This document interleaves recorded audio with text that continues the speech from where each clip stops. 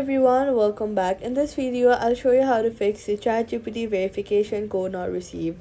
First, check your mobile's network signal and make sure that you have a strong connection. Weak signal can delay or block SMS messages. Next, make sure you've entered the correct phone number or email address. Even a small mistakes can help the code from arriving. Then restart your phone and request the code again.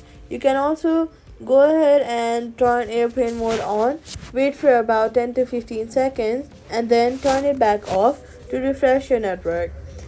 Then head over to your Gmail app, click on the three-line option in the top right left corner, scroll down and check your spam or your junk folder if the code was sent to your email. Sometimes verification emails goes there. Then wait for a few minutes before requesting another code, as multiple requests in a short time can delay delivery. If the code still does not arrive, try using another verification method if available or contact support for help. That's how you fix the ChatGPT verification code not received. Subscribe for more simple and helpful guides.